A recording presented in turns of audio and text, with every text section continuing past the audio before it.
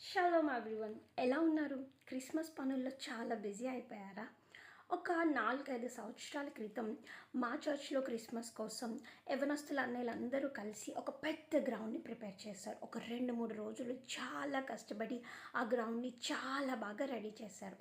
Christmas రోజున around 4 ఆ టైంకి అందులో ఒక అన్నయ్య ఇంటికి వెళ్ళి ఫ్రెష్ అయ్యి వద్దామని చెప్పి ప్లాన్ చేసుకున్నాడు.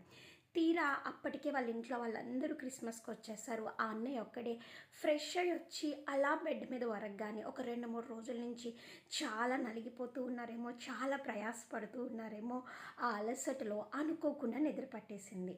అంతే, లేచి క్రిస్మస్కి వచ్చేసరికి సాయంత్రం 7 దాటేసింది. మేమందరం ఎందుకు ఇంత లేట్గా వచ్చావు, ఏమైంది అని అడిగితే ఇలా జరిగింది అని చెప్పగానే చాలా గట్టిగా నవ్వుకున్నాము. ఇంత ప్రయాసపడి క్రిస్మస్కి లేకుండా పడుకున్నావా అని చెప్పి.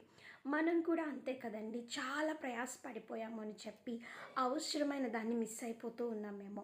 పొద్దునుంచి సాయంత్రం వరకు చర్చ్లో చాలా పనులు చేసేసాను అని చెప్పి రాత్రికి రాగానే ప్రార్థన స్కిప్ చేస్తూ ఉన్నామేమో. అంటే అసలు పని చేయొద్దు అని నేను చెప్పట్లేదు, ఖచ్చితంగా మార్తా మరియా ఇద్దరం మనమే కావాలి. ఎందుకు అంటే మార్తలాగా పని చేయాలి, మరియలాగా ఉత్తమమైన దాన్ని ఎన్నుకోవడం కూడా తెలియాలి. ప్రభు ఉదయం అంతా ప్రయాసపడి సువార్త చేసి రాత్రికి తన సమయాన్ని ప్రభుతో గడిపేవారు. ఆయనే మనకు చక్కటి మార్గదర్శి. ఎంత పని చేసినా ప్రార్థన నిర్లక్ష్యం చేయకూడదు అని చెప్పి. అంతే కదండి, ప్రయాస మొత్తం పడి కావాల్సింది జరిగించుకోకపోతే వ్యర్థమైపోతూ ఉంటాం. ఎంత ప్రయాస పడుతూ ఉన్నారో అంత ప్రార్థన జరిగించుకోవాలి అని చెప్పి గుర్తుపెట్టుకోండి. మీ ప్రయాసకు తగిన ప్రార్థన సమయాన్ని కేటాయించండి. అట్టి కృపనిచ్చి ప్రభు మనెల్లరినూ నడిపించునుగాక. ఆమేన్.